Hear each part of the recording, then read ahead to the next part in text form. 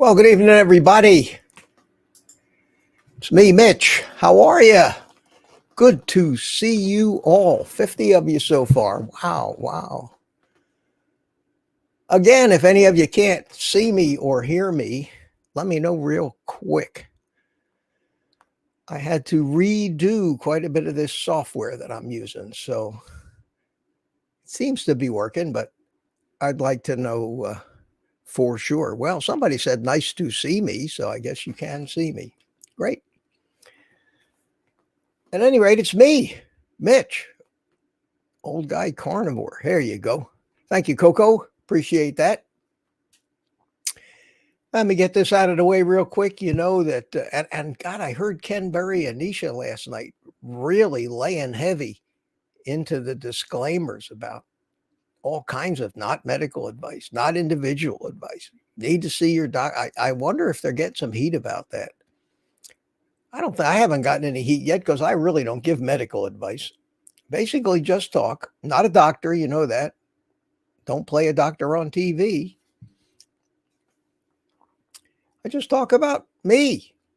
Talk about how I do it, what I do, why I do it, what works, and hopefully that's helpful. So I can't analyze your blood tests for you and all that stuff. Rosie likes my shirt. Yeah, this is my shirt with the parrot on it, with the birds. Isn't that great? Look at that. I love these kind of shirts. I used to call these my Jimmy Buffett shirts. And if you all excuse me for like 10 seconds, and I'll tell you why I have to get up and go and push a button on the other side of the room.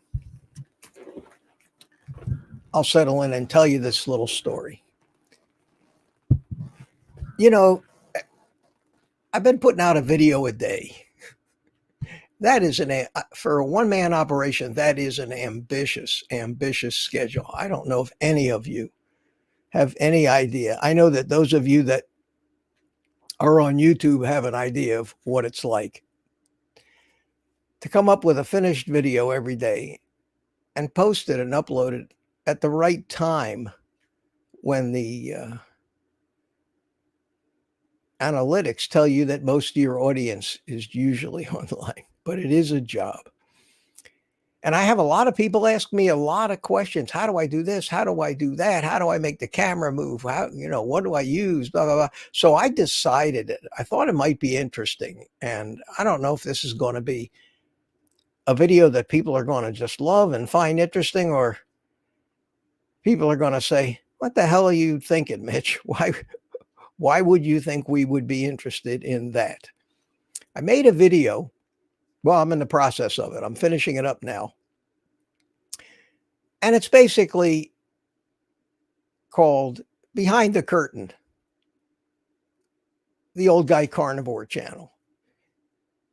And it's a behind the scenes look at how I do everything that I do, how I film these videos, how I edit these videos, how I set up for the live streams, what it takes to operate this channel. And I'm hoping that people will find it fascinating.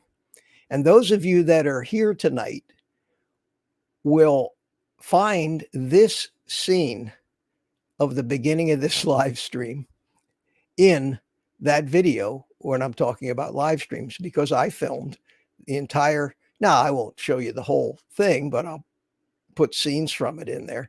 I basically showed how I set up for this thing, what equipment I'm using and everything else. So right now I have my new 360-degree camera sitting back over there, and it's filming all this.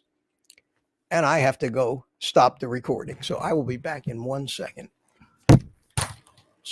Chat amongst yourselves.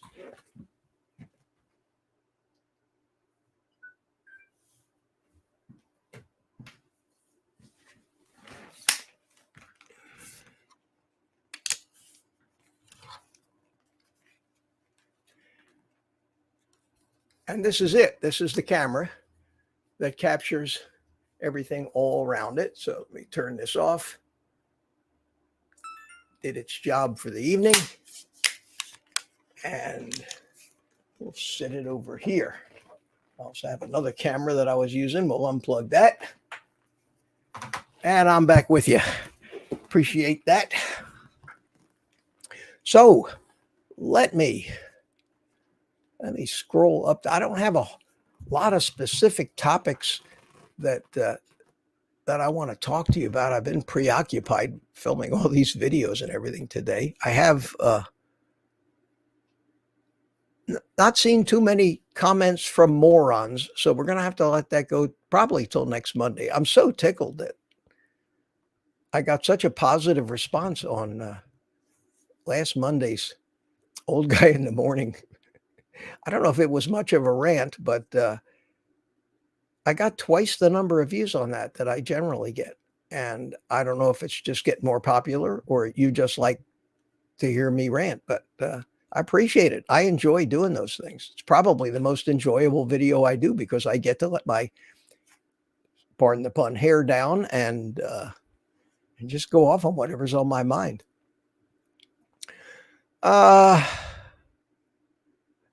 Let me go back to the top of the chat here. And we had, look at this. Juan Kurgan 60 from Chile was the first one and says, hello, meat lovers. Cliff Medina was here before I started. Hi, Mitch. And Cliff is a member of the private community and has got himself a gold badge, which is, I think, I can't tell you exactly how many months that is, 4 or 5 months. Anyway, one of the first to join. So it's good to see some of those gold badges. Thank you, Cliff. Appreciate it. And we have Don. I got to put my other glasses on. I'm sitting a little further back tonight. Oh, I can see. We have Don Schonger, hi. It says, hello, Jerry Bell. Hello, meet people, he says. You weren't the first one in, Jerry. And my friend Jody Drone Shots is here. How you doing, Jody? Good to see you. Naruto Kun says hello to everybody, and everybody's saying hi to everybody. Carnivore Rabbi. Evan is here. Hi, Evan. How you doing? Good to see you. And he wishes me a happy bar mitzvah anniversary. And I mentioned that in my little film that I did this morning. April 23rd, 1960 was the day I was bar mitzvahed as a little Jewish kid in Philadelphia. And 64 years ago. Boggles my mind. And Evan says, I don't think, I'm sure your father or mother were born by then, but I know you weren't in 1960. And it was 2 weeks before my birthday, which is May 7th coming up. And interestingly enough, I lived in a Jewish neighborhood in Philadelphia. Most of the kids were my age. There were hundreds and hundreds and hundreds of young Jewish boys that all seemed to be getting bar mitzvah the same year that I was. And it was almost like you had to take a number. And the only spot they could find for me to have the official service in the synagogue was 2 weeks before. And I thought that was strange. I thought I was cheating.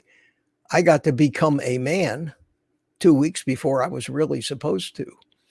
And I did. I never forgot that, April 23rd. I didn't even realize today was April 23rd till I looked at my calendar and I said, holy cow, this is my bar mitzvah anniversary. So thank you. I saw a number of other people wished me a happy bar mitzvah anniversary. I don't think they make greeting cards yet for that occasion. Coco likes the music. I thought I'd change it up a little bit. The two pieces that I played today, the saxophone pieces, were sent to me by a viewer of mine who is a musician and recorded them himself and sent them to me and told me he'd love for me to use them. So I like the music. It's good music. Paul McGrogan is here. Coco is here again. Josephine C., how you doing? Good to see you. Eat, Meat, Heal for Life is here. Happy to be here with all of Mitch's Meat Mafia members. Barb Morgan is here. Rosie, I feel like a new person. I'm glad to hear that, Rosie. I was a little worried about you last week. You said you were feeling so awful. Did you ever figure out what it was? Rocket 99 is here. How you doing? Robin Downing from Gladstone, MO. Is that Missouri or Montana? I'm a Florida guy. I never get out that far. MO. I should know this. It's like AK, same thing, you know. Oaktown Girl, hey everybody, how you doing? Ron's Keto Cafe, how you doing? Watching from North Central Massachusetts. Richard Williams is here from where else but Copper Hill, Tennessee. Robert Warrist is here. Good to see you. Donna Couture, hello back to you. Tammy Pitarch, how you doing, Tammy? Pat Ramirez. Let's see here. I'm not putting them up on the screen because I can get through a lot of them faster this way. Tina Schweikerath says, hi, Mitch, 53 days on carnivore. I guess I need to cut down on fat. I have no gallbladder, still having bathroom issues. Yeah, you might want to do that. But otherwise doing very good. Yeah, experiment a little, I would guess. Oscar Rodriguez is here. Good to see you too. Agoraphobic carnivore. Hello, everyone. Okay, everybody's telling me that they can hear me and see me. Gail Fox is here from Pensacola. How you doing, Gail? Good to see you way up there in the Panhandle. Stanley Bridge is here. Michael Prager. Hi, Michael. How you doing? I saw you the other night in Bart K's chat room, chatting away. I know you're a fan. I know you like Bart. And Kimberly Paulson from Portland, Oregon. Rosie Kenberry's truth is offending doctors. Yeah, no kidding. You know, that ADS that they're coming up with, the American Diabetic Society. It's going to be very interesting to see what develops with that. It's such a great idea, but I just can't imagine the big boys, the big food, big pharma, the ADA and the AHA and all the big organizations actually standing still for that. So I expect a lot of dirty politics, but I think it's something that needs to be done. And I'm glad to see that they're kind of affiliating themselves with many of the other independent movements that are going on, like Sean Baker's Rivero Health and the Citizen Science Initiative or Foundation and Dave Feldman and those guys. So let's hope that they can help to get the word out, but not too fast. We don't want to get the word out too fast, lest we won't be able to find any meat to eat. That's a real problem.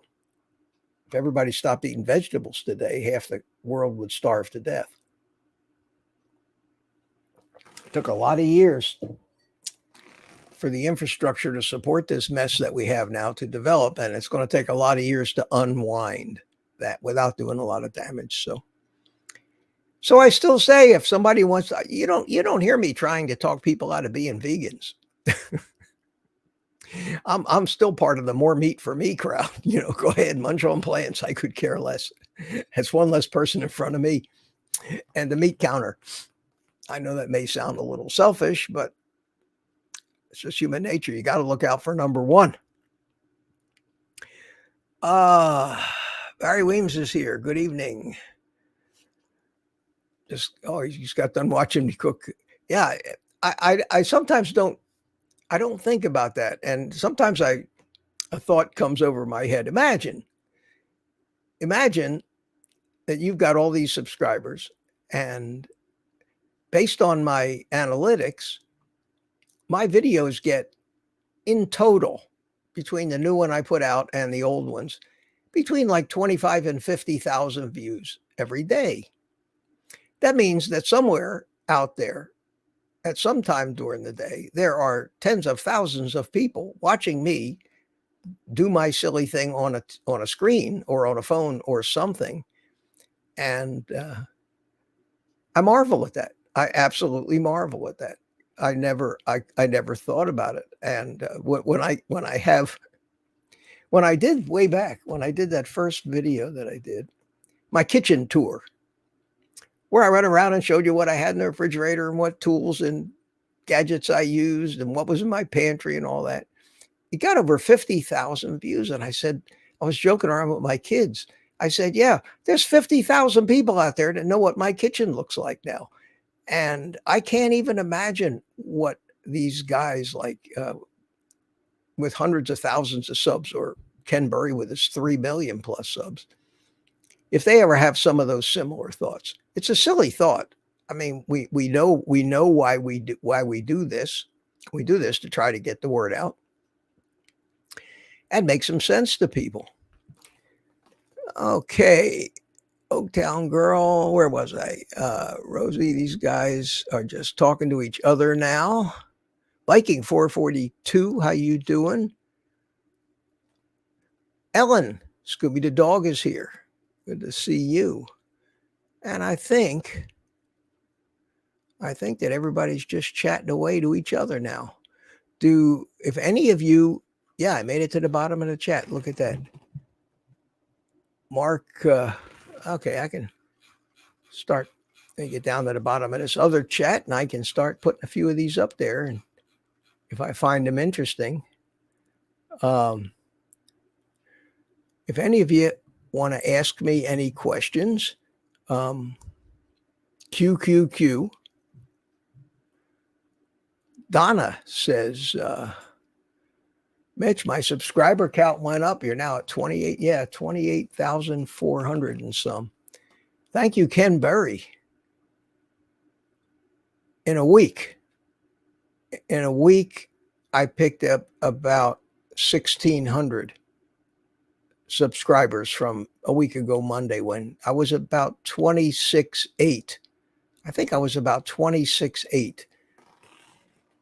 Normally, I'll get 400 or 500 a week. So it was a really good week subscriber wise. And I guess a plug from Ken Burry, when he's got 4,000 people watching and another 20,000 that view the live stream afterwards, is going to help anybody.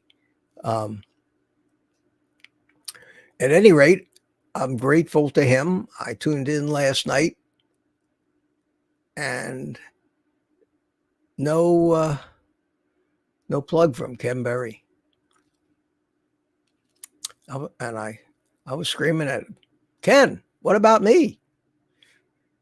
Remember me?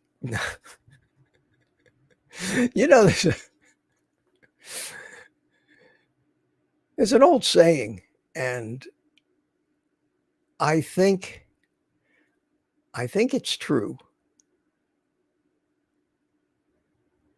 And you have to think of this before you do a lot of people favors. And the saying goes, today's favor becomes tomorrow's obligation. If you understand that. And I found that to be so true in life. You go out of your way to do something good for somebody, and the next thing you know, they expect it from you. Today's favor becomes tomorrow's obligation. So I'm looking at Ken Berry and I'm thinking of that, saying, hey, Ken, you did me a favor last week. Well, where are you? Come on, man. Shout me out again. I don't know. Dot matrix. God, I love that. I love that name. You see that? Dot matrix. I especially love that name because my mother's name was Dorothy and they called her Dot. So that's great. And she says, heard about me from the rabbi. Oh, yeah. The Carnivore Rabbi, if you remember, his channel started out as Zen Carnivore.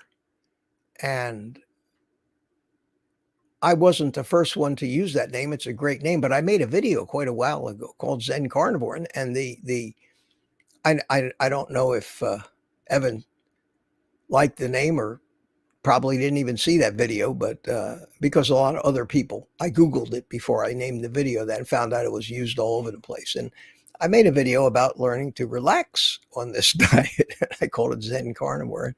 And then he decided, he's a rabbi, and he decided to change the name of his channel to the Carnivore Rabbi. And he's coming on. He's doing well. I watch most of his videos come across my feed because I subscribe. And I don't know if you're watching right now. I saw you in the chat earlier, but I haven't seen any more posts from you. I know you're probably a busy guy. Oh, yeah, there you are. Thanks, Mitch. You're my inspiration. Yeah. I'm going to tell this to you and everybody.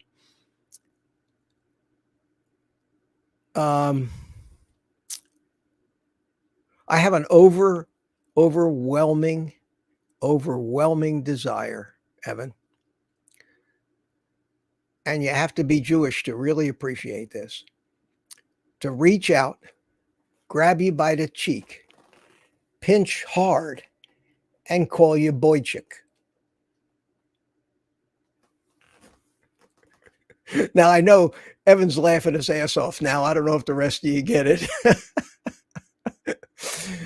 But anybody who's Jewish and has Jewish relatives, especially old aunts, that's what when you're a little kid, they come, they grab your cheek, they squeeze so hard you want to die, and they call you boychik. And boychik is a term of endearment. Boychik, Carnivore Rabbi. That's like a grandpa. Exactly. And I used to dread when I was a kid, to go to any family get together with these old aunts and uncles of mine. It was brutal. We would come away with bruises. You know, they thought they were so cute. The reason I'm talking about Evan is he's going to interview me. I don't do a lot of interviews. It's not that I turn them down. And I don't really discourage them, but I usually try to put them off. It's not that I'm uncomfortable. I just do, I do my own thing. And when I find somebody that I think would really be great, it doesn't have to be a huge channel. In fact, I'd rather it not be. Like Robin Heron, the carnivore grandma that I interviewed. I had a ball with her. And I'm going to be interviewed. It's not going to be a live, but Evan's going to edit it and put it out on his channel. So watch out in the next few days. I haven't really talked to him. We're going to talk for the first time when we get on the streaming software, on the recording software tomorrow, but I don't know when he wants to release it, but you can watch out for it. And I will most likely, after it's over, post a replay on my channel. And I hope that we can help him out. Get him some new subscribers. I think he's right almost to 1,000. Get him over that 1,000 mark. He's working his butt off. Got to tell you, he's working hard. And I hope that I hope that we can all help him out a little bit. So I'll find out when he's going to put it up, and I'll put a community post on my channel. And even tonight, we got 135 people here. Some of you subscribe to his channel. That'd be great. That'd be just great. Anyway, Evan, thanks for being here. Rosie's having some decaf. Wow, so am I.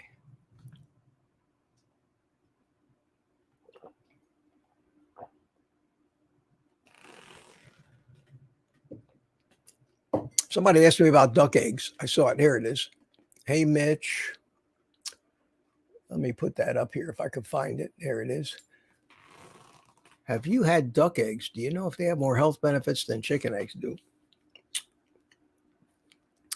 I gotta plead ignorance on that. I have never, in my recollection, eaten a duck egg.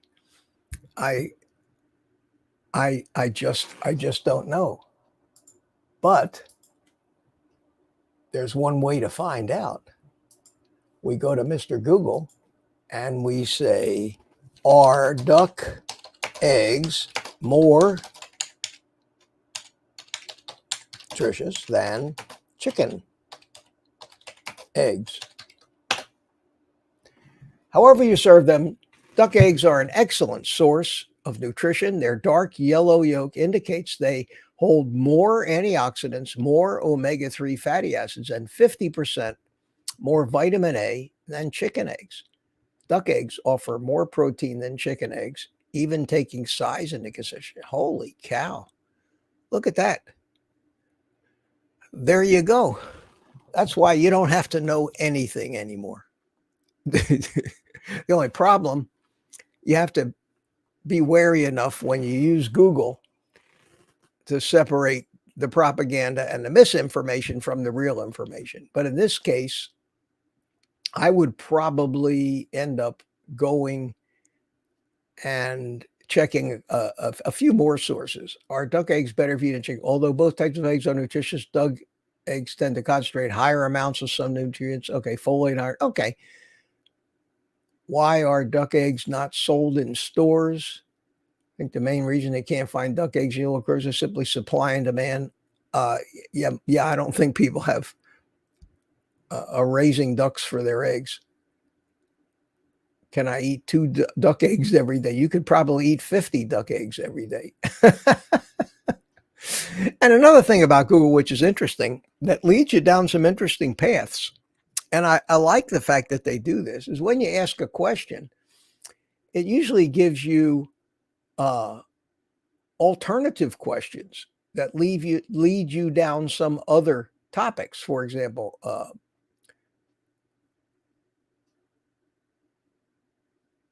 why can't you eat that? Why are duck eggs unpopular? Is duck egg bad for cholesterol? What is the best way to cook duck eggs? Do duck eggs taste different? I mean, all kinds of things. So you start with Google and type in a question like that. And I know that this AI stuff is supposed to be even better, but Google itself is artificial intelligence. It just doesn't present it in a way that a junior high school student can just cut and paste it and turn it in as homework. So yeah, I have never eaten them. I do buy these. I buy these. They call them pasture raised eggs at Sam's Club. I honestly don't put any stock in any of this labeling. All of it, I think, is disingenuous. Free range, cage free. All of those things have meanings defined. And let's, just for fun. Let's see here. What are cage-free eggs? Are cage-free eggs better numerous studies have found free-range eggs or cage-free eggs, so they're the same thing. Okay. Why cage-free? That's assuming they really are. What are the disadvantages of cage? What are the differences between free-range eggs and caged eggs? Why are caged-free eggs so expensive? What are the healthiest eggs to buy? I'm looking for an article that tells me in order to use the cage-free label, what is required to label eggs as cage-free? Okay, the USDA states that eggs labeled as cage-free must be produced, and I know the answer to this, but I wanted to look it up anyway. Must be produced by hens housed in a building, room, or enclosed area that allows for unlimited access to food, water, and provides the freedom to roam within the area during the laying cycle. These hens, too, are killed once their laying cycles are through. Okay. That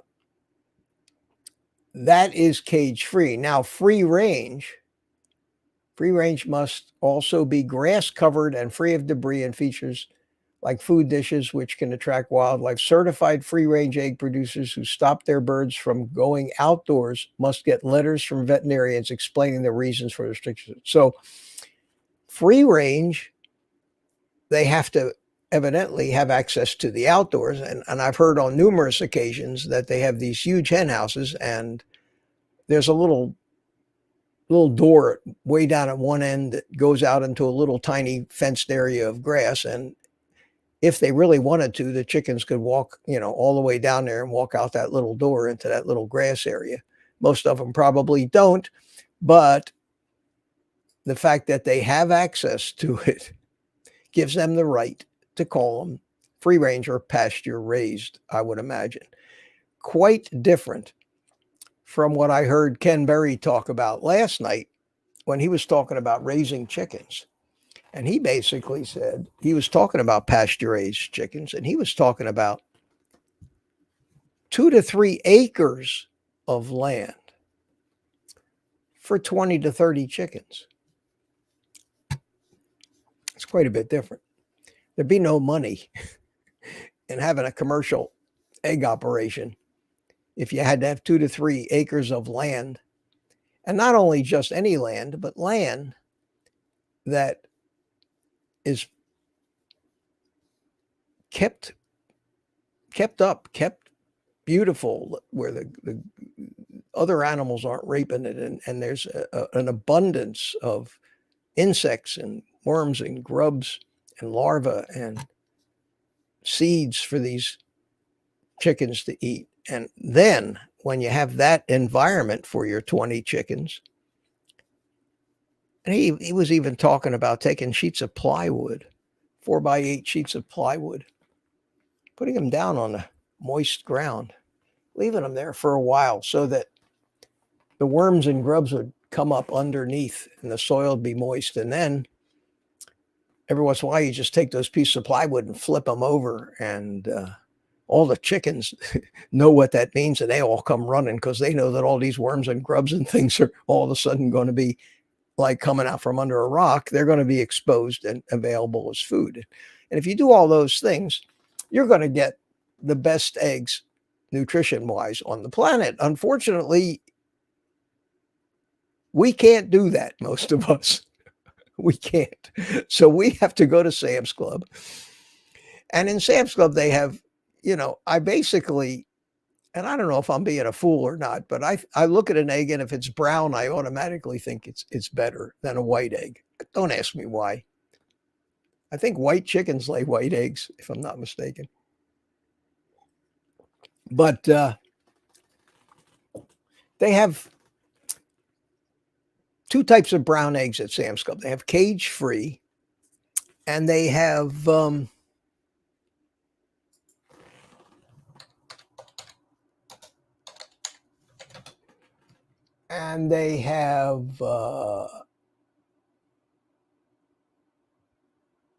pasture raised.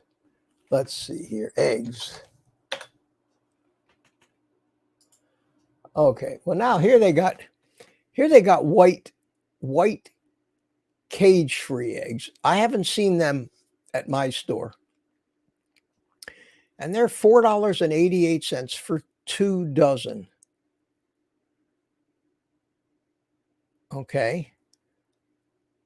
That's not bad, a couple bucks a dozen. Although I went to Aldi's and their eggs, which sometimes are 80, 90 cents a dozen, $1 a dozen, we're up to about 2.5. So maybe that bird flu thing is raising the egg prices, but I checked at Sam's and they haven't raised their prices yet. They did. They raised this a little bit. Now, these are the eggs that I buy over here, these pasture raised eggs. And there's 1.5 dozen. They're $5 now, 18 eggs. They were $4.62 last week, so they went up a little bit. And I also buy these, and these are called organic cage-free eggs, 2 dozen eggs for $7.54. So these are more expensive than the pasture-raised.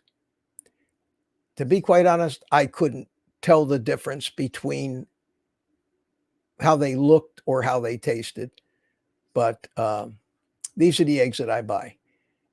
And $5 for 1.5 dozen eggs is relatively inexpensive when you think about it. I eat 4 to 5 eggs generally. And so I'll go through, let's say 5, 6 or 30 eggs a week. So this is 18. That's less than $10 a week for eggs. Bacon and eggs is still a very inexpensive meal and one of my favorites. So that's the eggs that I buy. I don't go to Costco too much. I just have kind of settled into Sam's Club, get most of what I like at Sam's. Okay, I'm still sitting here looking at the duck eggs question. Who else we got here? I think most of tonight is going to be interacting with the chat. So, got anything you want me to know? Ask me.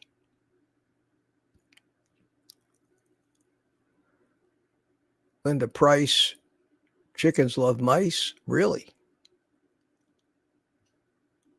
Ellen, Scooby the dog from farm. I get brown, tan, blue, different breeds of chickens do different colors. I think you're right. Okay, Rosie, I have the new BJ's wholesale. Yeah, we had I used to live closer to, we have a BJ's over here on Merritt Island, and I used to live closer to that. They have a deli. They have a deli there, which neither Costco nor Sam's Club has. And that was pretty good, but I probably wouldn't buy deli meat anyway, because so much of it has got all kinds of crap in it, that, especially sugar, that I don't want to eat. Are we allowed to smoke cigars in here? Tim, wherever you are, you're allowed to smoke cigars. Not in my house, but wherever you are is fine. I never smoke. I don't smoke in the house. I never have. I don't want to. I go out on my porch. I don't want to, I enjoy the cigars, but I don't want my house smelling like them. Viking gives you permission, Tim says, smoke them if you got them. Rosie asked me if I had vinegar with my eggs. Rosie, there's something in me that I find the taste and smell of any kind of vinegar. I don't care if it's red wine vinegar, balsamic vinegar, regular vinegar, white vinegar that you clean with.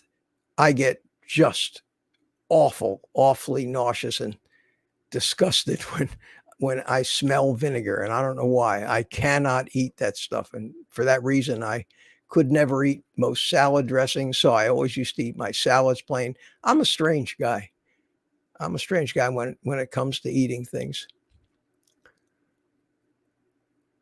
and everybody else seems to love it. Like you said, you love it with your eggs. No, I couldn't do that. I couldn't do it. There's things that I can't stand the smell of. Ranch dressing makes me nauseous to smell it. I cannot stand. I can't eat sour cream. It's I don't know what it is, but there's got to be a reason. I know there's a reason for it. I don't know what that reason is. I don't even care. I know that it's not for me. And because of that, I've always been, I've always eaten foods in more of a narrow range, which I think became a real advantage for me in going on to this carnivore diet thing.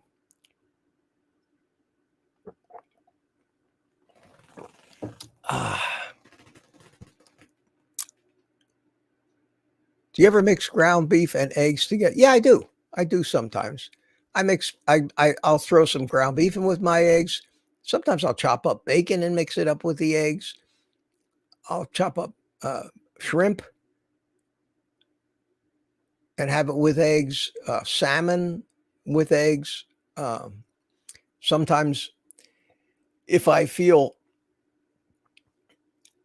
somewhat wealthy, which doesn't happen very often, I'll buy one of these little things of lump crab meat for $25. I love to mix up some crab meat in an omelet or make some crab cakes. Problem with a lot of those things is half of it is the spices that go in it, as far as the flavors that we've associated with those things. And it's taken a while to get over the need for those flavors, and I really don't. Do you ever eat cheese? I did, Tammy. I ate Swiss cheese and some cheddar, and I found that mindlessly I was starting to just eat more of it and more of it and eat it more often. And I decided I don't love it that much, and it is addictive. A lot of these cheeses have casomorphines in them, and they are addictive. So I just decided, now I'm done with dairy. And a few months ago, I just quit. I had a block of cheddar that I had bought at Costco, been sitting in my fridge for 3 or 4 months, and I gave it to my son. I said, I'm never going to eat this. And I meant it. I just don't want it anymore. But there's no reason why you shouldn't eat cheese if it doesn't give you the cravings. Deborah Powell says, Mitch, Andrew H. asked if you like gator tail. I don't think I would. I've never eaten it, but from what I've heard described, I don't think I would not like it. I think I would like it. If I had an opportunity to try it, I would. But somehow me and gator tail have never been in the same place long enough for me to eat it. Jeep Australia says never liked or ate fruits either. Now that's unusual. That's very unusual. Rosie, you're a Floridian, for God's sake. Gator tail is very, very common. They have a joint right out of Cocoa here on the St. Johns River, and they serve gator tail there. And especially if you get down around Lake Okeechobee, man, that's all you find down there. I went. I was in a business that, I mean, I've told you guys all about my history in business and all the different things that I've done from being a general contractor to technology and computers to the restaurant business. There's a couple of businesses I was in as well. Sometimes I was in more than one business at a time. And while I was in the computer business, some guys got together and we actually formed a boat company to build boats. And we were going to build like bass boats. If you know what a bass boat is. So we got together with a factory up in Alabama, and we had the molds for this boat, and we started building these boats, and we were buying big outboard motors. And next thing you knew, I got boats. So we got in our boat, and there was a dealer. We were looking for dealers, and we took our boat and we towed it down around Lake Okeechobee. And y'all know what Lake Okeechobee is. It's that big lake, right? It's in the middle of Florida, and it is a not very unhospitable place, let me tell you.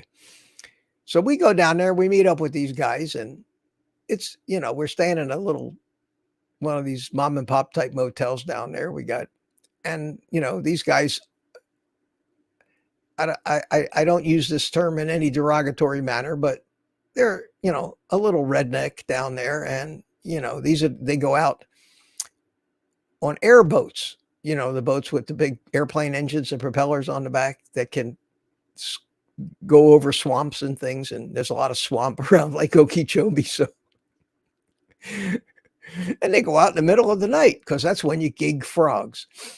And they're going along about 20, 30 miles an hour, and they got sticks with nails and spears in the front of them, and they see a frog, and as they're moving, they get the frogs, and then they eat them. Frogs' legs are a big delicacy. Never eaten them either, but like everything else, they say that they don't know how else to describe it. They say it tastes like chicken. So these guys, it's like 1 o'clock in the morning. I'm not a drinker, but everybody else is drinking their ass off down there. And they decide it would be a great idea. It would be a great idea. One of them had an airboat that held about 6 people, that we all get on this airboat at 1 o'clock in the morning out on a muggy summer night at Lake Okeechobee and go out and gig frogs. So we did. So we went out on this airboat, and one thing I hadn't counted on was the mosquitoes. It was a hot, humid night in the swamp. And if you were moving 30, 40, 50 miles an hour, it was fine. But if you came to a stop, these things just crazy. Like you see in these, remember the commercials for bug spray where the guy stick his hand into the glass thing with all the mosquitoes, and it would show how the repellent would keep them away from them. Well, that's what it was like. They were that thick. So we go out on this airboat in the middle of the night, and we get out there in the middle of this crap, and the friggin' motor breaks, and the airboat comes to a stop, and the mosquitoes damn near killed us. Fortunately, there was a couple of other airboats, and they finally got to us and towed us back in. But I've never been so bitten up and miserable in my entire life. Needless to say, that was an adventure that I don't want to have again, and I'll never forget either. But it was just something else I got my silly ass involved in over the course of this life of mine. Question here from Betty Dodson. Hi, Mitch. Trying to gain a little knowledge before trying carnivore. Other than YouTube, are there any books? Let me see if I could. Where is too many chats going on here?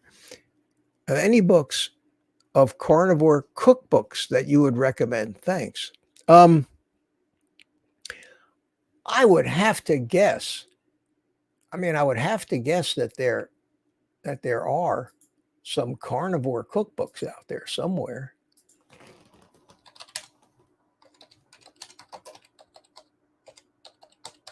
Basically, any book that tells you here's one, the Carnivore Cookbook, The Complete Guide to Success. Oh, this is by Maria and Craig Emmerich. Yeah. That's a book that I would think would be great, because they've been around the carnivore community for a long time. And she's a very creative. Look, this even tells you, this tells you.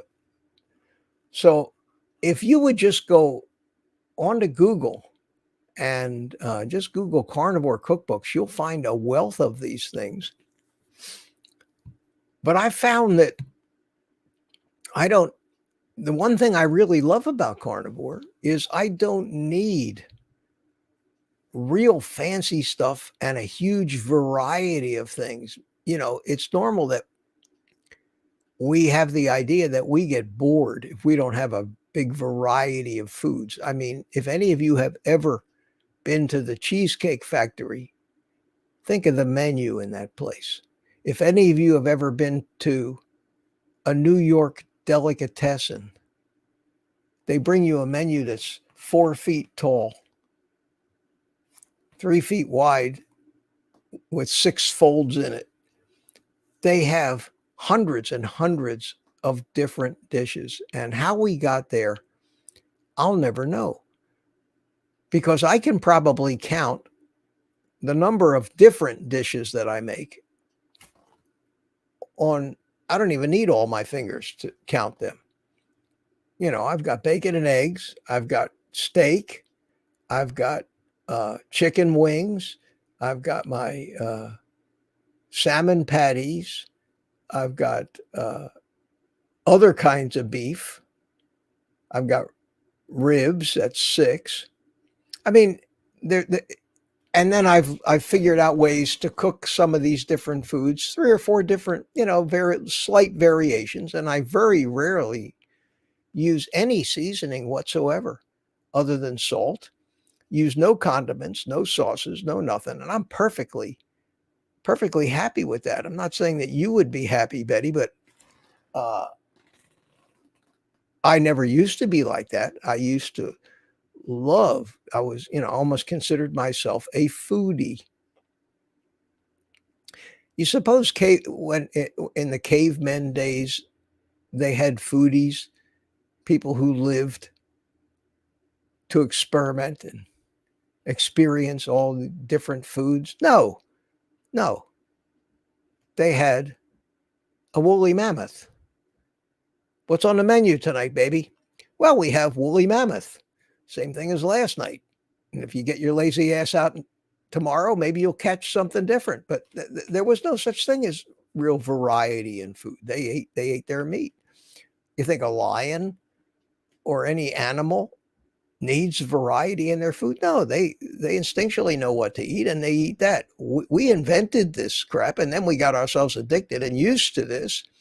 And now we consider it a normal way of life. And food has not just become nourishment. Food is an adventure.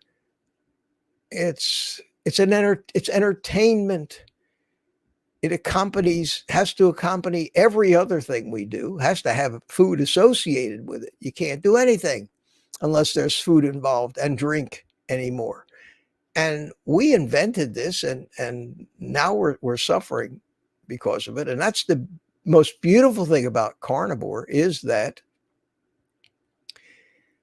you lose the desire for that, and you get back to the way we're naturally supposed to be if you're really diligent at it, and you don't cheat, and you're able to shut that off. Now, how many people can really do that? I don't know. I know that I've done it.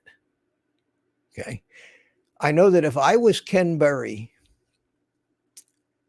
and married Tanisha, I couldn't do it, because she experiments and cooks a lot of low carb things, which I think just really limit your odds of really succeeding on carnivore when you're using plants of any kind and other things like these low carb keto treats and other, you know, carnivore pizza and things that remind you of foods that you used to kill for when you were a foodie. If I was married, I live by myself. I don't know if I would have been able to be successful unless my wife was 100% and wouldn't bring anything else into the house, because my addictions probably would have won out. If I knew there was a pint of ice cream in the freezer, sorry, I'm not a carnivore anymore. And it took me over 1.5 years to really settle in, to really get myself completely adapted. And for those cravings and thoughts of those foods that kept me sick and yo-yoing all my life completely left my mind and my consciousness. And I don't care about them. And I can watch people eat them now. And I view them with a completely different attitude, but it's not something that happened overnight. So if you're just starting carnivore, you've got a lot of adapting to do. And I find, and my advice usually is, the simpler you can keep it, the quicker you'll adapt to it. The longer it takes you to keep giving up all this variety and looking at food as entertainment and excitement and pleasure and something other than just nutrition, you'll still live in that world instead of the world that most animals live in, where they don't even hardly think about food until their body tells them they're hungry and they need nutrition. And then they think about food and then they eat. And then their body tells them, okay, that's enough. And they stop. And it's an unconscious thing. We work the same way. We just have this conscious mind of ours that needs to be constantly entertained. And if you don't know what I'm talking about the entertainment aspect of food, try going to a food and wine festival at Epcot Center, which my ex used to drag me to every year here at Disney. It's crazy. Watch cooking shows on TV. Watch the presentations, the way they plate things with these elaborate displays of things that fan out and chocolate. And I mean, it's artwork, but it's not really food. it's a whole other thing. I hope I answered that question for you. The cookbooks, they're out there. My videos. I mean, I think I've covered in my videos enough for anybody to get started on carnivore and cook the basics. Again, you need a an air fryer. A sous vide machine is nice. You get the carbon steel pan. You sear things in butter. You could do it. You could get by with just one frying pan and be a carnivore. But the way that I cook things requires a couple of small appliances, and the food comes out perfectly cooked. And that to me is the most important thing. If you turn your meat into shoe leather, you're not going to make it on this diet. If you don't enjoy, when you do eat the food, if you don't enjoy the food, you're going to have a much harder time. So good luck to you, Betty. Good luck. And keep coming back and tell us how you're doing.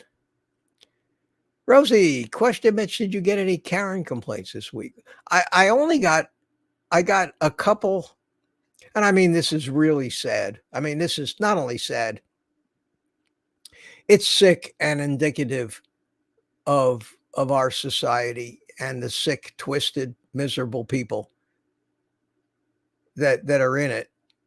Right now, and I don't want to talk too much about current events, but you do know that on college campuses right now, the Jewish people are afraid to go outside their house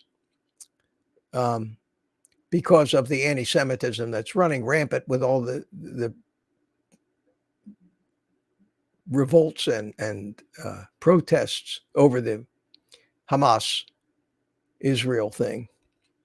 And in New York and some of those big cities and some of these big universities that have taken all these foreign students in, the anti-Semitism is crazy. And I had 2 comments where I actually came out and said I'm Jewish that actually almost physically made me sick. It was that disgusting. The fact that somebody could hate you so much who doesn't even know you.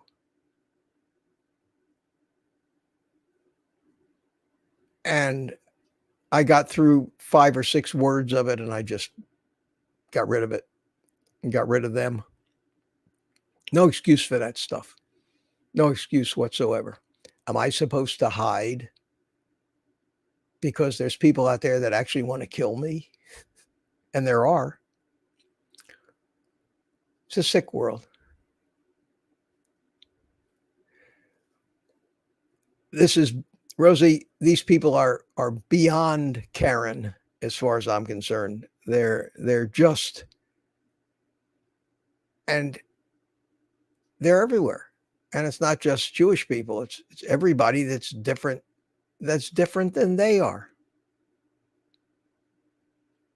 And me, I mean, I've experienced a lot of anti-Semitism in my life. I mean, when I was in the Army, my drill sergeant used to call me Jew boy. Hey, Jew boy.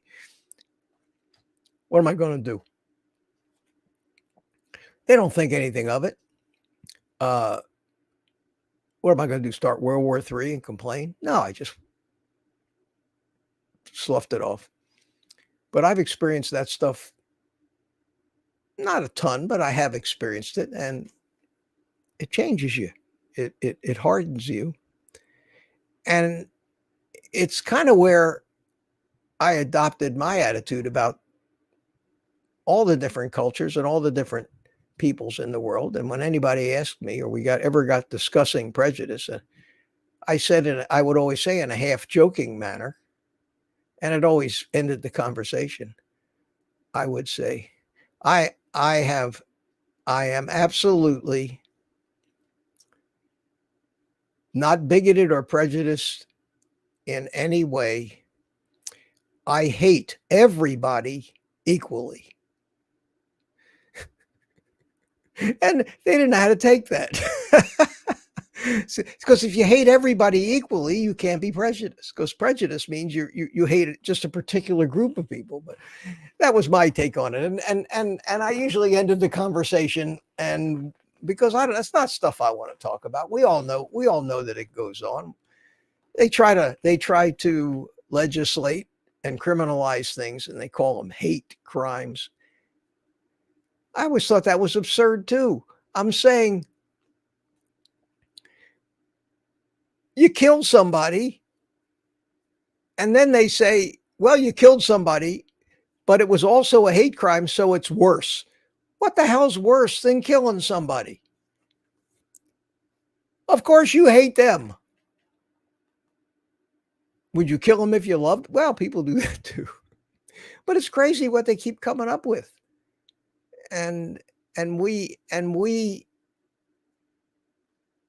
yeah, all crime is a hate crime, Ellen says. Yes, it's absurd. It's absolutely absurd. And I'm looking at these protests, and I'm looking at them beating up these Jewish people, and I'm looking at the cops, and the cops are afraid to touch them. The cops are afraid to arrest them because somebody might call the cop a bigot or a racist. So I decided that it's okay to beat up Jewish people if you're one of these protesters, because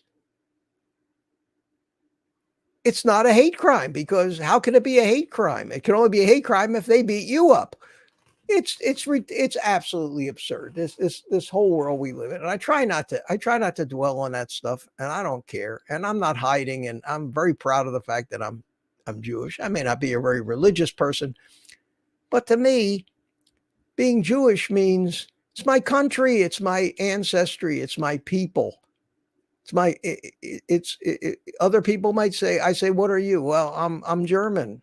I'm French, I'm Italian, I'm Irish. What are you, Mitch? I'm Jewish. That's a country. It's a heritage. A lot of people don't realize that about the Jewish people.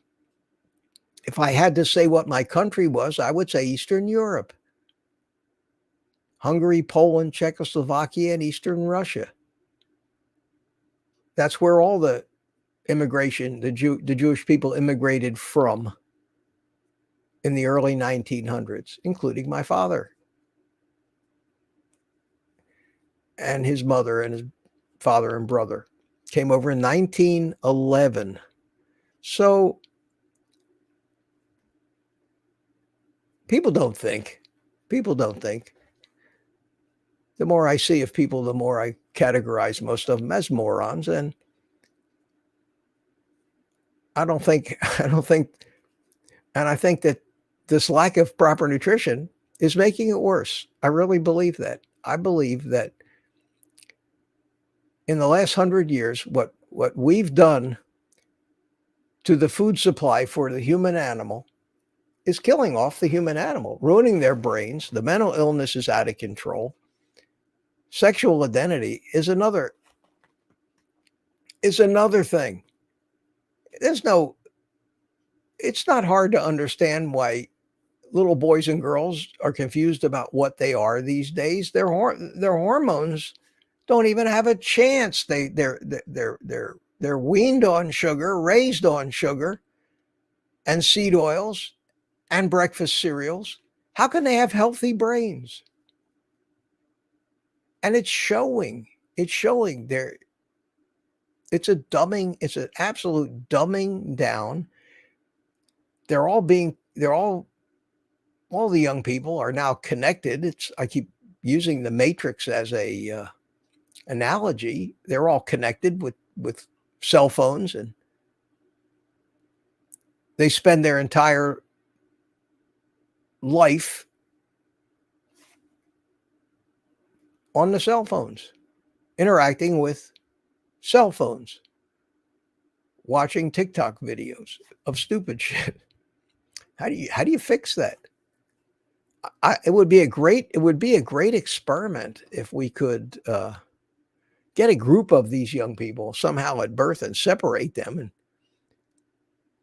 put them on a farm somewhere and let them live like we used to live in the 1800s, eating eating real food without all the distractions of this societal crap that they're fed every day, without the propaganda, without the indoctrinations, and see what would happen. I think the closest you might find to that, and I think there are places where you can certainly find it in tribes in Africa separated, or in the Brazilian rainforest. There's probably tribes down there that are still not aware that there's another living human being somewhere else on this planet outside of where they live.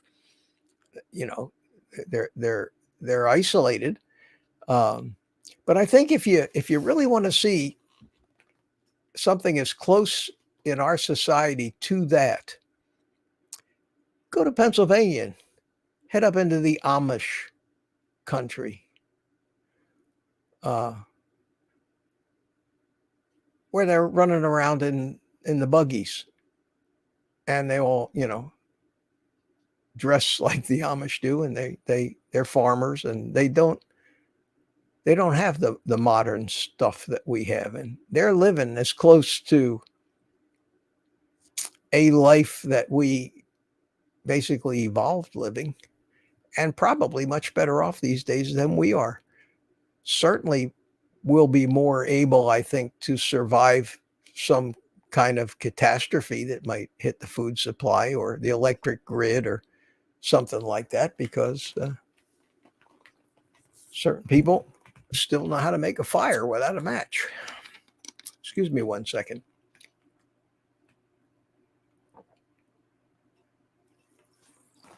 So we're certainly got off the carnivore topic again. The tides are turning, Mitch. People aren't buying the woke crap anymore. Well, we're not buying it. Unfortunately, a lot of people are. I think corn dog. I think the tide will turn. It's like a rubber band. It won't start forcing you back in the other direction until you stretch it to its limits and hope it don't break. But you have to almost go too far.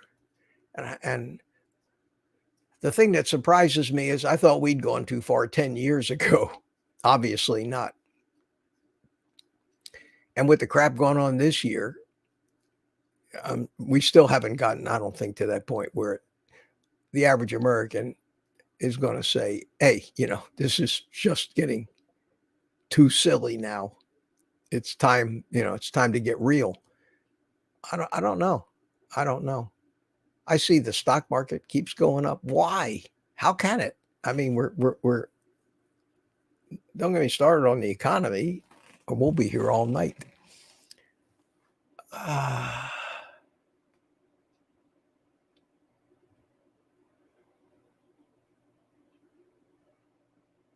Why no gun emoji on his phone?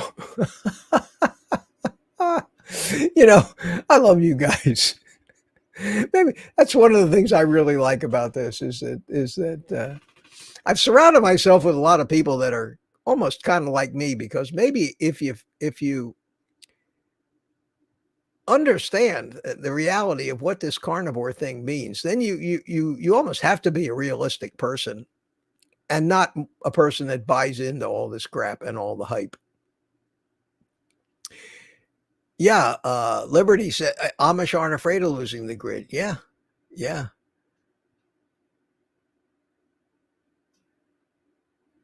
Honestly, it's the crazy pendulum will swing back. I think Viking. I think so. I think so. I hope even Pedo Joe's former followers are turning away. Oh, God. Yeah, Mark, I gotta tell you, I can't go there. I just can't. I just can't. Michael, wait. Wanted a main store, look up RV carnivore survivor of a spinal stroke. Oh, okay, good. Kathleen, my father was prejudice of everyone, so he became prejudice of no one. I love everyone. Yeah. Election year, expect some more crazy. Oh, God. I didn't think we'd make it to April this year before our whole country erupted in a big civil war. We made it to April, but it is getting sillier. It's getting sillier. Another $90 billion to Ukraine. $90 billion. We throw these numbers around like they're nothing. 60 billion to this guy, 90 billion to that guy. How many of you people have a billion? How many have a million even? $90 billion? That's more than the gross national product of some of these companies.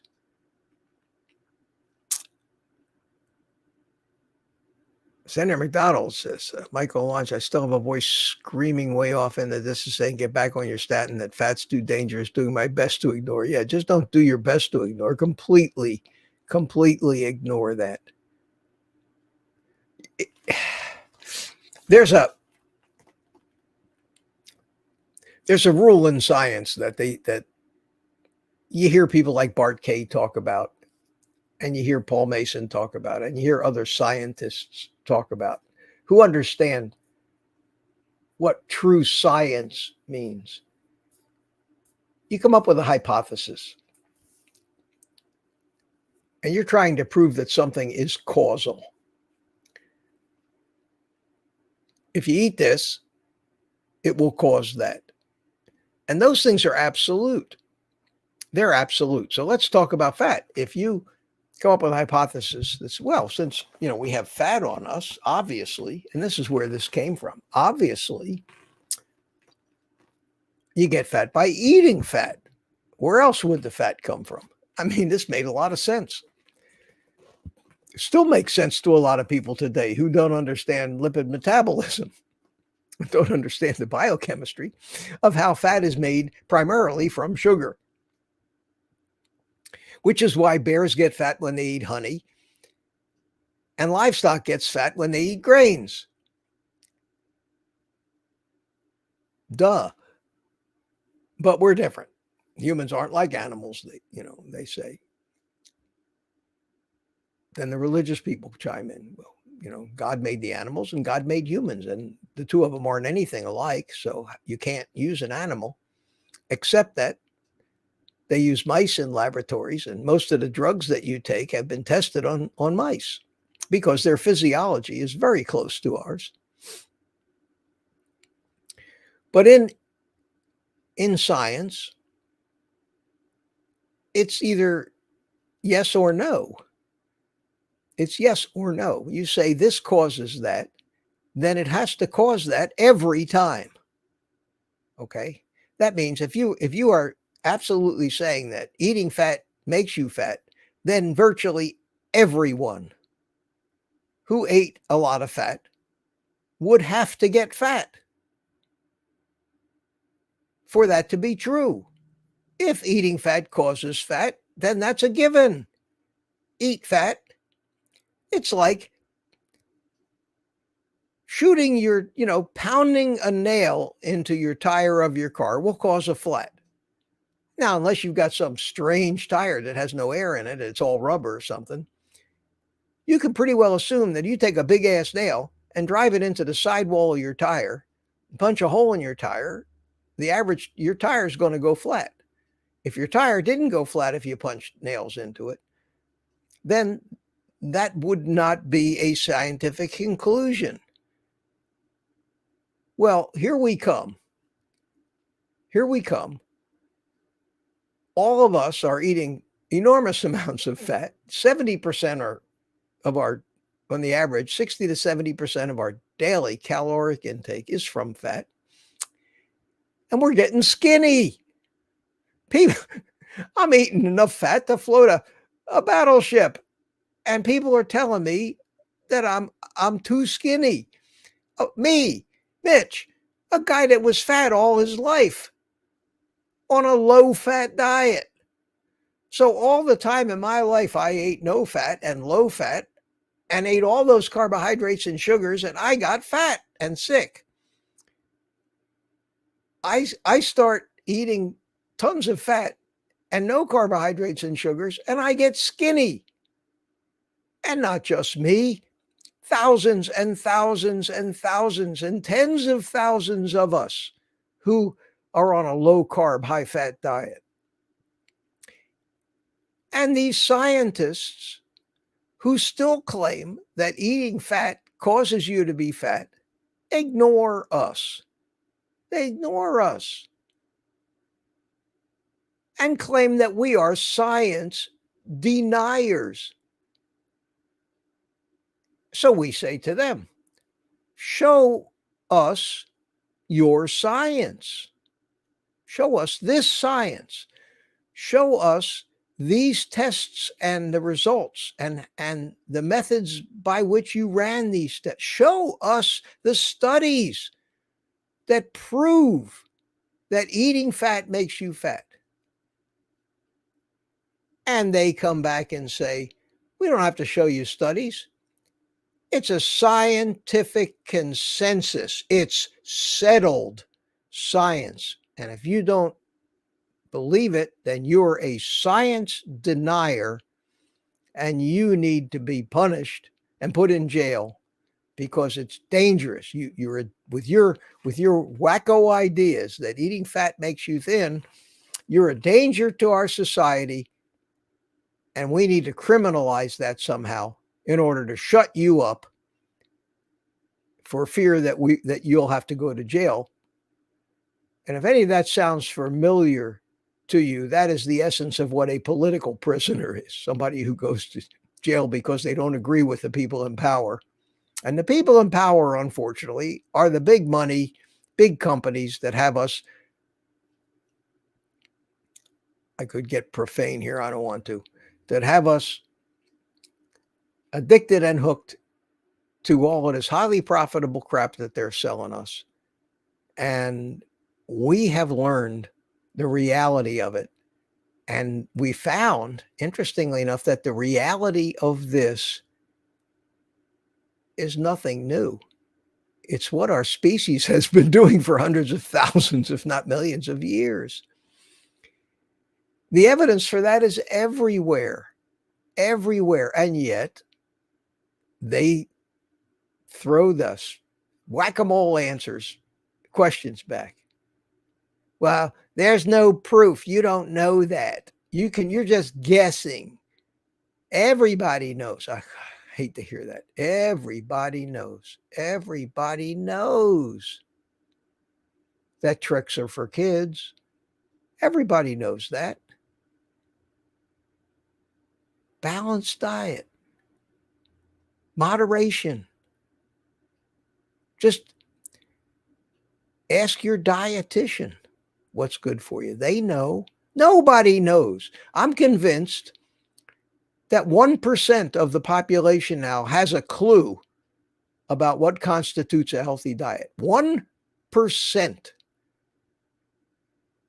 And I still think, and I'm convinced that over 99% of people out there actually believe what they've been indoctrinated to believe. And that is the healthy fruits and vegetables, moderation, and all that other crap that they're hearing everywhere they turn from these professionals who should know better, but their livelihoods depend on it. So we can only, Jeep Australia says 99.99999%. Well, I would want to hope that our crew of low carbers and carnivores and make up at least maybe 1% of the population. Let's give ourselves the benefit of the doubt. Maybe I'll get used to it as long as it doesn't keep going. Just freak me out a little. I guess not eat meat. Ellen, you gained weight.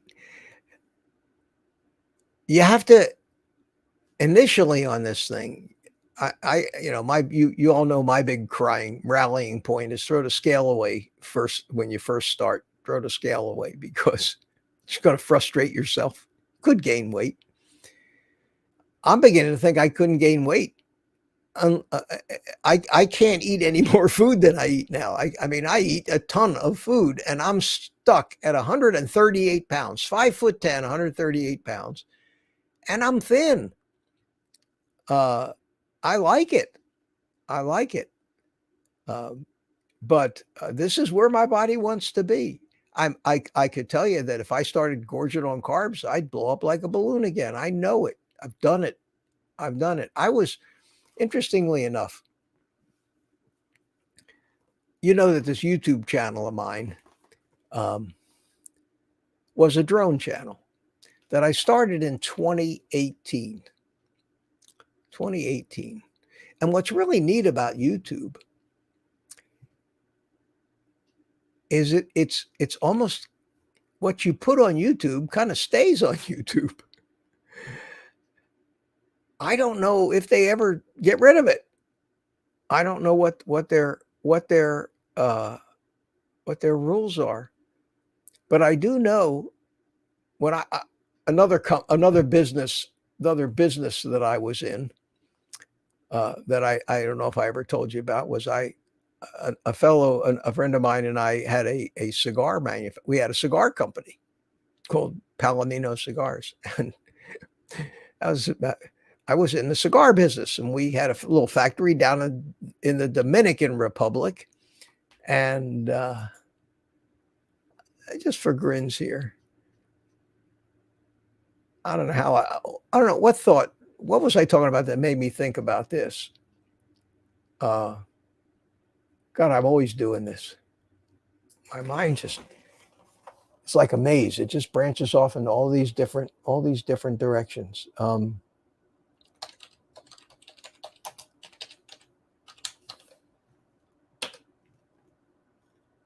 That was my company, Palomino Cigars. See that I designed all the rings and the logos and everything else, and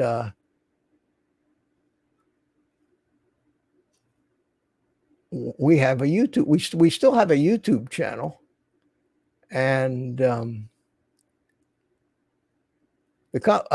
not involved in it anymore. The company's not around anymore, but all this stuff is still up there. My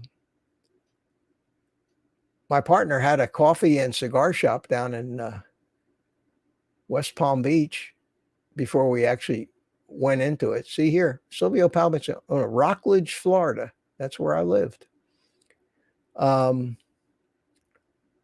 I'm looking for, because we still have there's 3 videos on this YouTube channel.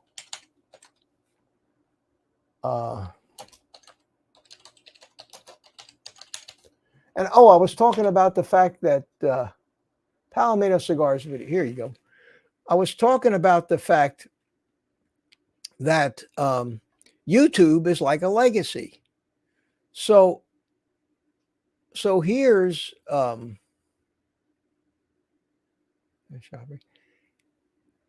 here's a video.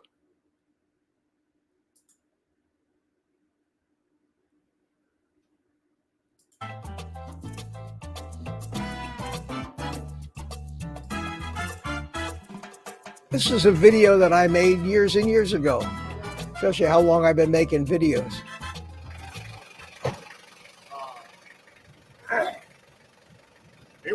Here we are, and where are we?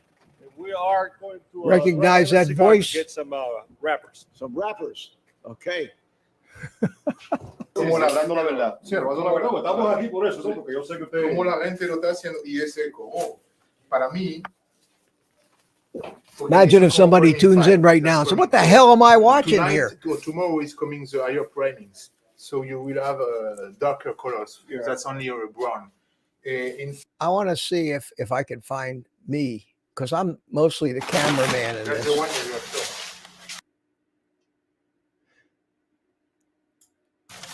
Let me show you a priming 6 in order to make an idea. That box of wrapper leaf. Those boxes are $3,000-4,000 a piece for each one of those boxes of the different wrappers, which a wrapper is what goes on the outside of the cigar. And down in the Dominican Republic, they have huge warehouses full tobacco, like Sam's Clubs, bales of tobacco. And the amount of cigars. For me and for my customer, this is the progress of the crop. And this is where we went to buy the wrappers, and I'm trying to. Okay, it's not that video. There, that's all tobacco. Look at that. Look at that. Fabulous. Fabulous. And I don't even speak Spanish. I want you to see me. I hope you guys don't mind this walk down memory lane that I'm taking here. Exploring, here it is. I think we went out to eat in this particular video.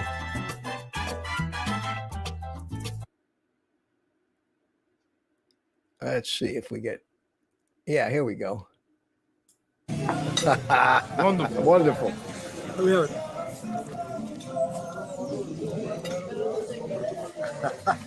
There I am. What do you say there, Mitch? This is fabulous. Fabulous. A little dark, but You can smoke. All at the same place. All at the same time.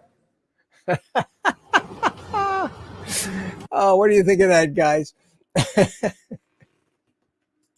Enough of that. At any rate, I was talking about YouTube and the fact, and I've got a video planned, and I've already titled it, and it's going to be full of this kind of stuff about my life, and the fact that when you have a YouTube channel like this, it's like a legacy. And even after I'm gone, I've done a lot of work that ended up on YouTube, and I'm hoping somebody that remembers me will be around to watch it as a legacy, especially my family. I don't know if they will or not. Everybody's got their own life, but those things are out there. And my channel that I renamed Old Guy Carnivore started out in 2018 as Old Guy and a Drone.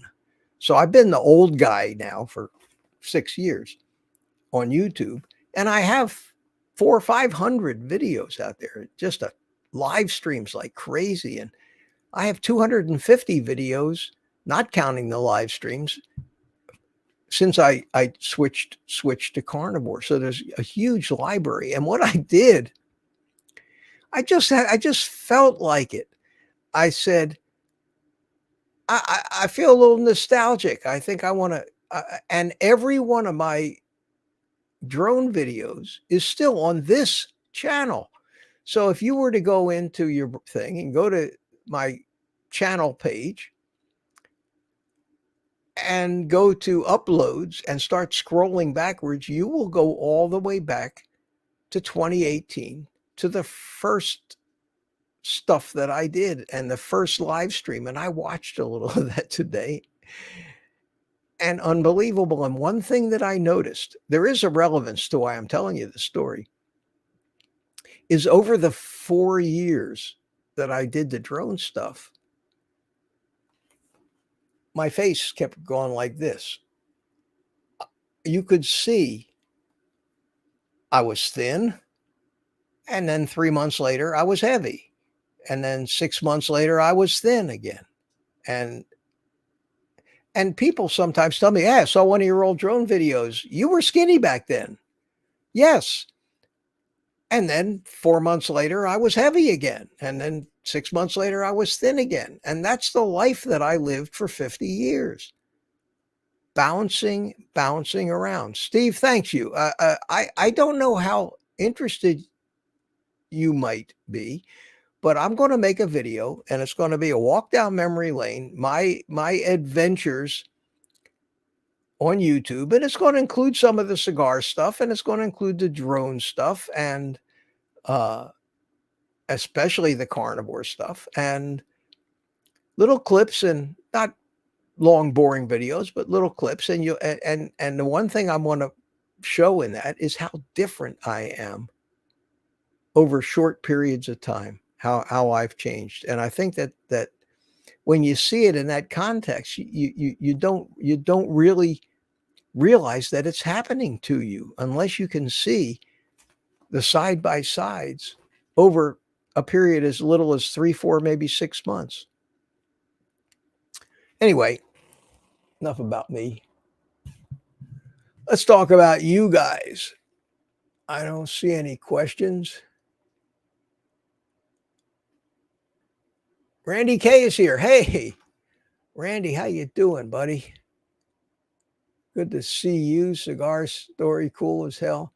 Oh, if you guys want to, I mean, those videos are out there. Just go to YouTube and just like I did in Google, type Palomino Cigars YouTube. I put 3 videos up there that I made. And one of them was in the cigar factory, following the steps right on through how a cigar was manufactured. The second video was shopping for tobacco, which you saw a little bit of. And the third video was basically just acting like a tourist, driving around the countryside out there. And this was all shot in Santiago. It's in the north central part of the Dominican Republic. It's not one of these resorts on the coast. It's in the hills in the center of the country. And it is, or at least it was until Nicaragua got going, the cigar capital of the world and the home of all of the big famous brands that migrated out of Cuba and settled in the Dominican Republic, like Arturo Fuente, and so many of the big Punch and so many of the big name cigar brands that all are made in this one area. The cigar they called the cigar capital of the world. And I went there a few times and always had a good time, always ate too much. The cost of living is very inexpensive in that area. The 3 of us ate in that restaurant and ate like there was no tomorrow, and the bill was less than $20 for all of us. It was crazy. It was crazy. And the food was obviously very good.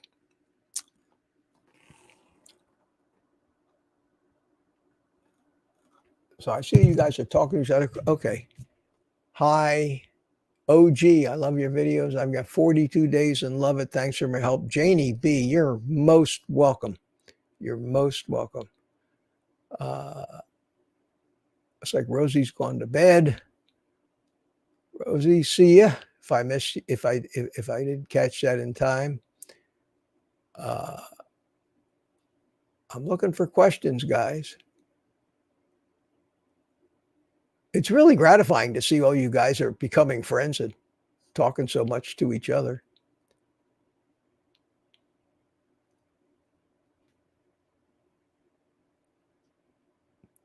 Are you guys having a meetup? Let me know if you are. Ellen, when you moved to Florida, Oh yeah, Butter Bob. I see his name in there. Oh my God. Mark says, Mitch, you are the world's most interesting man. I doubt that. I doubt that. You know what? You know what I tell people?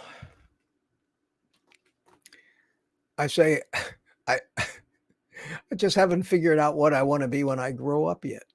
And I think that's probably true. I I can't imagine with the diversity of things I've done in my life to have just settled into working for one company for 40 years and retiring and driving around on a golf cart.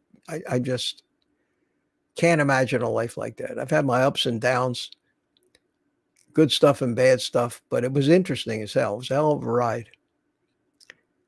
Oh, Coast to Coast Drones is here. Bill, my buddy Bill, how you doing, man? Good to see you. He says, I remember Mitch when. Yeah, he remembers Mitch when he was a drone guy. And I'll tell you what, it is gratifying as hell for me to see a few of my old drone guys that I know that still come in to see me here. And I hope they're taking my advice and getting their asses healthy.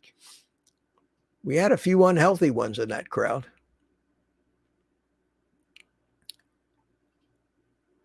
Tammy's going to the DR. Good for you.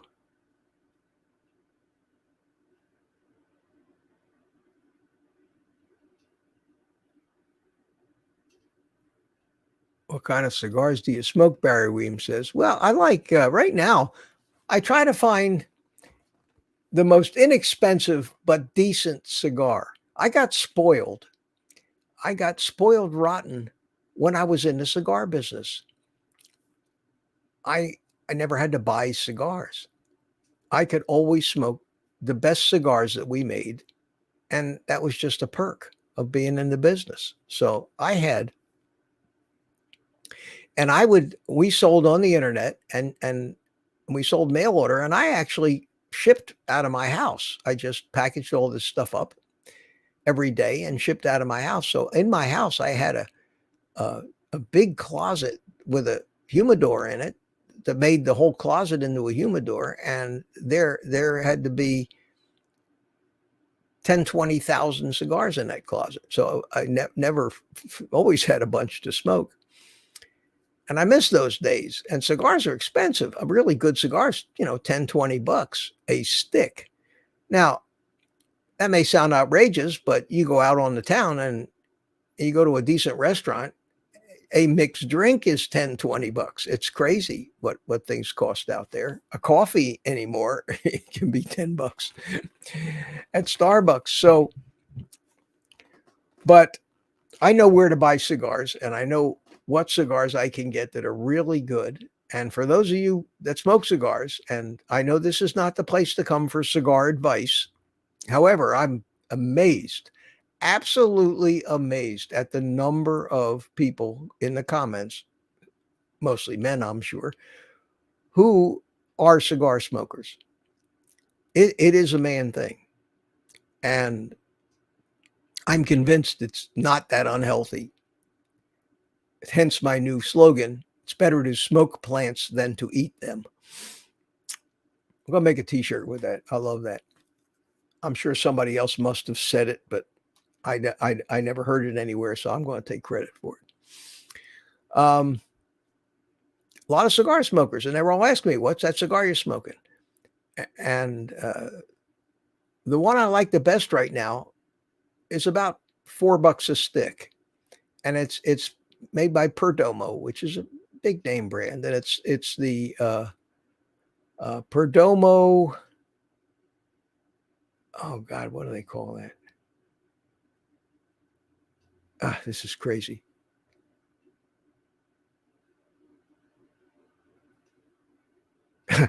Sorry, guys. It's a Torpedo Maduro by Perdomo. Hang on. This is crazy. Chat amongst yourselves.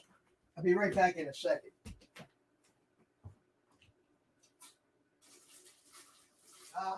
Now I remember. As soon as I got up, I remembered. It's a Perdomo Perdomo Fresca. Fresca, Fresca. Perdomo Fresca Torpedo or Toro Maduro. This is it here. And it's got that big colorful band on it. And you buy them in bundles of 25 for about $100. I get them from Mike's Cigars, mail order out of Miami. And that's for the money. It's as good or better than any $10 stick. It's long filler, long leaf filler, beautifully constructed. It's a quality cigar for $4. So doesn't come in a fancy box, but that's what I would suggest. Let's see what people are saying here. Question: did you ever have a real Cuban? I did years ago, and it was high as a kite. Yeah, there's a reason for that, you know. The Cuban cigars that we seem to get, because people want them because they're illegal. So it's, you know, there's a little danger involved in it. The Cuban cigars are not what they get in Cuba. It's the worst that they have. And most of them that we seem to see in all the tourist spots, like the Bahamas or those places, are counterfeit.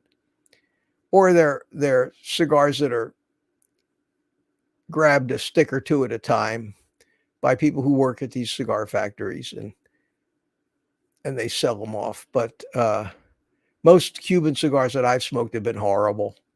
But the reason that you get a buzz from them is the insecticides, that the DDT that they use, because at the time, and I haven't kept up with it, but at the time in Cuba, they hadn't outlawed DDT yet like they had in the rest of the world. So they were spraying their tobacco with it, and evidently it didn't get washed off. And when you smoked a Cuban cigar, the chemicals gave you a buzz. And that happened to me one time. I got high as a kite smoking a Cuban cigar. So there is that. But any members only and not answering any questions. Is this members only? No, this is not members only. This is everybody. You're here. You can chat. If the questions aren't getting answered, it's because I'm not paying. I have a hard time keeping up with the chat. So blame me. The only thing we have here for members only is a Thursday night live stream where everybody who wants to can come in to a Zoom-like window and we all talk to each other. But no, this is a public thing, man. No extra charge. Question. Why Harris has a question. Does he need calcium supplement? I missed that question. Sorry. I see the question. It says, Mitch, did you see the couple Dr. Baker interviewed that wrote a Carnivore Children? No, I haven't seen that. I can't keep up. That was Jennifer. Hey, Jennifer, how you doing? Jennifer from Texas. See the couple. I can't keep up with there's not enough time in the day for me to watch all of the stuff that Sean Baker puts out. It's crazy. I don't know if I've lost interest in it or it just has gotten too repetitive for me, but he does two different kinds. He does two different kinds of things. He does his interviews, which are podcasts, and the channel name is Sean Baker Podcast. And then he has the Dr. Sean Baker, where he generally does the shorter 2, 3, 4, 5 minute videos where he's on one half of the screen eating a ribeye on a cutting board, and something silly is going on the other side, usually about vegans or something. And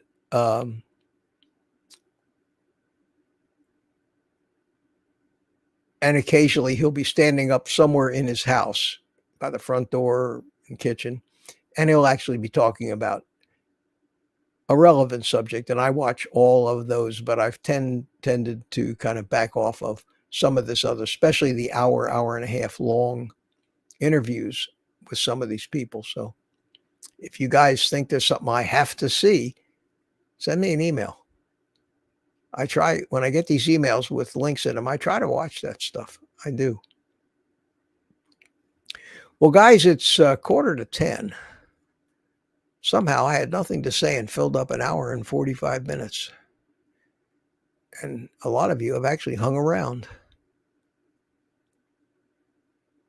Ellen, I wrote his or her question for you about calcium supplements. I couldn't speak with any authority as to what conditions require or where a calcium supplement. I haven't had any experience with calcium supplementation.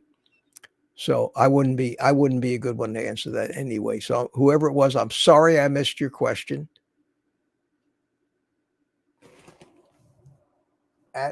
Is that C.Y. Harris? I'm sorry I missed your question, and don't give up on me.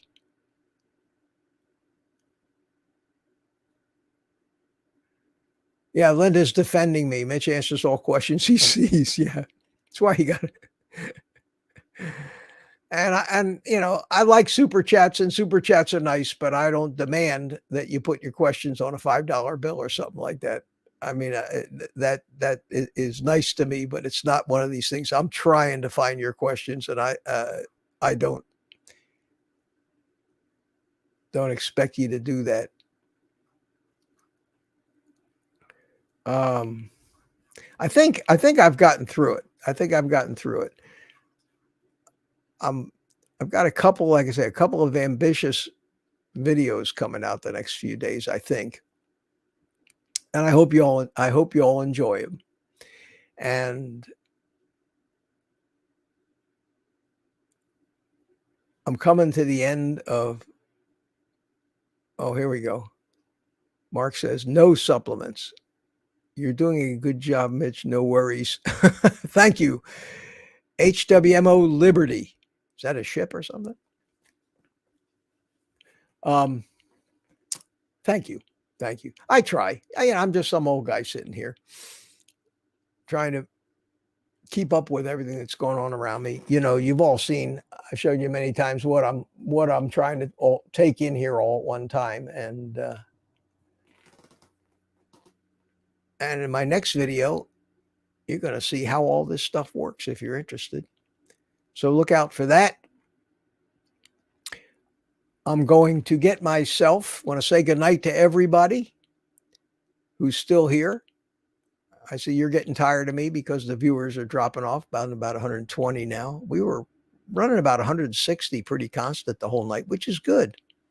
Yes, Mitch, it's easy to miss. Ellen says, I think CW is a little impatient. We tried to help.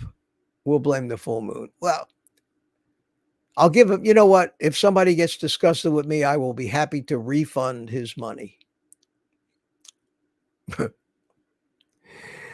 Oh, Dixie, there you are. How you doing? Good to see you. I met Dixie last Thursday night. Good night to you. And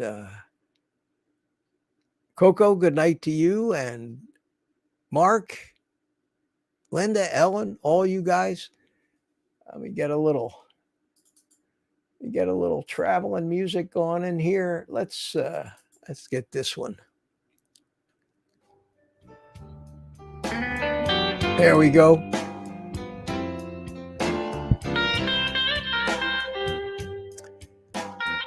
Take one last look at the chat. Viking 4042. Good night. Good night to you, Coco.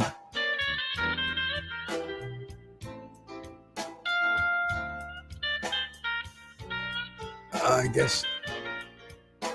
And let's see, Linda. Juan, are you still here? Good night to you too, man. Steve, you're welcome. Laters.